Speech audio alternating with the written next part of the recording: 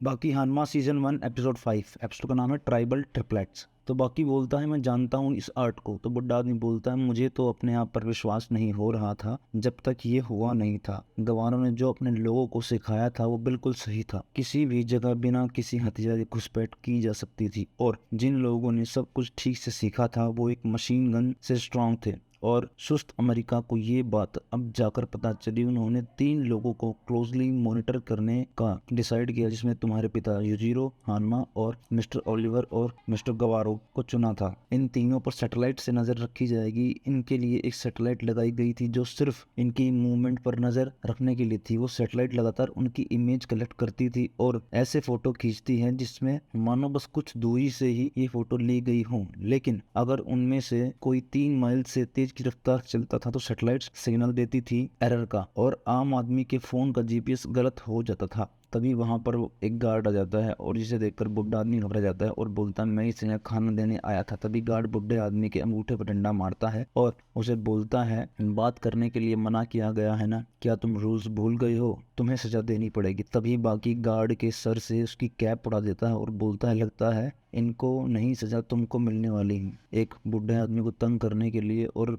शायद आज के बाद तुम्हारे इस गंजेपन पे कोई बाल ना उगे। गार्ड बोलता है थैंक यू, और तुम्हें पता है मैं इस जॉब में अब तक तुम्हारे जैसे ही किसी से मिलने का इंतजार कर रहा था और यह बात बिल्कुल साफ है तुमने मुझ पर अटैक किया है। मैं यहाँ तुम्हारे गुस्से का शिकार हुआ हूँ और तुमने मुझे उकसाया और जिसके लिए तुम्हें सजा मिलनी चाहिए, और क्योंकि तुमने मेरे सर का मजाक उड़ाया और इसके चलते मेरे पास और कोई ऑप्शन नहीं बचता। तभी गार्ड बाकी को डंडा मारने की कोशिश करता है और बाकी उसके फेस पर एक जोरदार किक मारता है और गार्ड रूम से बाहर जाकर गिरता है। और बाकी बोलता है देखो मैं तुम्हें यहाँ शर्मिंदा नहीं करना चाहता हूँ और ये जो मेरे हाथ बंधे हुए हैं ये मुझे स्लो नहीं कर सकते हैं। और तभी बाकी लगातार कई किक मारता है और गार्ड ग्रिल से नीचे गिरने लगता है। तभी बाकी उसे पकड़ लेता है और बाकी की उंगलियों से खून गिरने लगता है और गार्ड बोलता है मुझे बचा लो। बाकी बोलता है ठीक है डरो मत, मैं तुम्हें बचा लूंगा। तभी नंबर 2 वहां आता है और बोलता है इसे बचाने के बदले तुम्हें कुछ नहीं मिलेगा क्योंकि ये एक अमेरिकन है। और बाकी गार्ड को बचा लेता है और नंबर 2 बोलता तुम कितने दरिया दिल आदमी है। और बाकी गार्ड को बोलता है हमने काफी कुछ फैला दिया है। तभी गार्ड बोलता है नहीं, मैं बोल दूंगा कि